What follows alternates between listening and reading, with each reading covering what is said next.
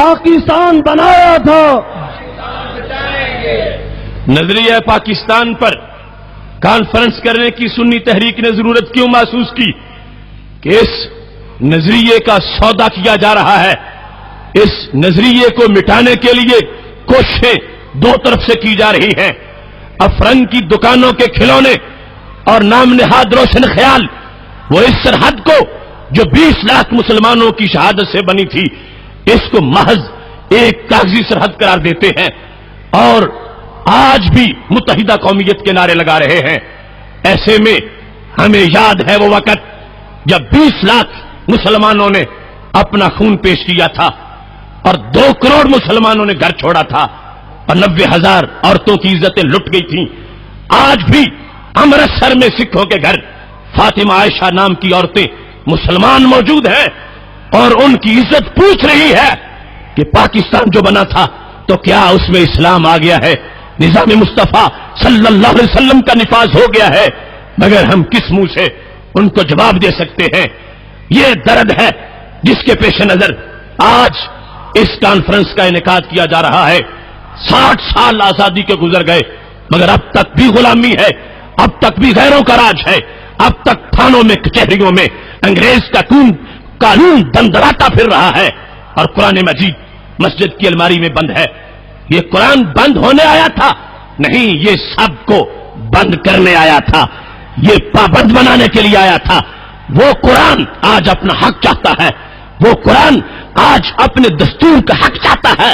مسجدوں میں بند قرآن کو میدان میں لانا، بازار میں لانا، کچہری میں لانا، تھانے میں لانا اور اقوام عالم کو بتانا ہمیں دنیا کے گھڑے ہوئے کسی دستور کی ضرورت نہیں ہے، ماہ مدینہ نے ہمارا دستور مکمل فرما دیا تھا۔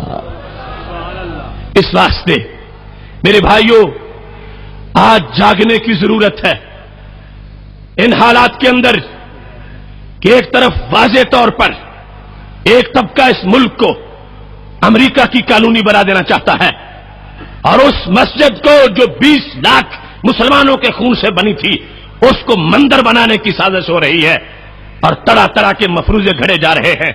کبھی کہتے ہیں اگر ہم یہود و نصارہ کی بات نہیں مانیں گے تو ہمیں لقمہ نہیں ملے گا، کبھی کہتے ہیں ہمیں ملیا میٹ کر دیا جائے گا اور ہم بچ نہیں سکیں گے، لہذا جو وہ پڑھاتے ہیں ہم پڑھتے ہیں۔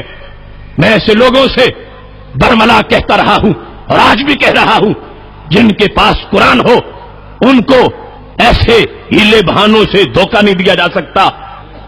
آج کس بھوک کا رونا رویا جاتا ہے اور کس معیشت کے حوالے سے ایڈ لینے کے لیے دین کے سودے کیے جاتے ہیں۔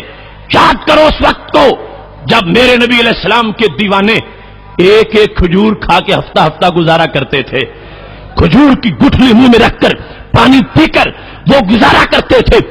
ان کے گھروں میں جتنا کچھ ہوتا تھا اسے بھی دیکھو، ہمارے گھروں میں جو کچھ ہے یہ بھی دیکھو، جتنے کھانے وہ کھاتے تھے ایک وقت میں وہ بھی دیکھو اور جتنے کھانے ہم کھاتے ہیں یہ بھی دیکھو۔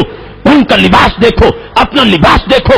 ادھر حضرت حمزہ رضی اللہ تعالیٰ عنہ شہید ہو جائیں تو کفن کے لیے کپڑا نہیں تھا، وہی دھوتی جو پہنی ہوئی تھی اسی کا کفن دیا گیا۔ آج سوٹ ایک ایک کتنے ہیں؟ اصل مسئلہ غربت کا نہیں ہے، اصل مسئلہ معیشت کا نہیں ہے، اصل مسئلہ نور ایمان کا ہے، اصل مسئلہ تقوی و پرہیزگاری کا ہے۔ اوروں کی زندگی کے تقاضے اور ہیں، ہماری زندگی کے تقاضے اور ہیں۔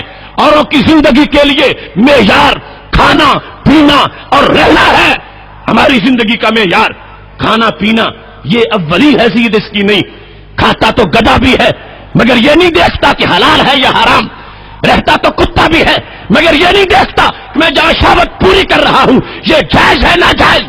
اگر اس کو کوئی آزادی کہتا ہے تو لعنت ہو ایسی آزادی پر۔ ہم اس دین کے لمبردار ہیں جس میں کھانے والا پہلے یہ دیکھتا ہے لقمہ حلال کا ہے یا حرام کا، پہلے یہ دیکھتا ہے کہ رشتہ جائز ہے ناجائز ہے، لہذا ہمیں کوئی ایسی آزادیوں کے حوالے نہ دے۔ ہم نے سرکار کی غلامی کا پٹا گلے میں ڈالا ہے۔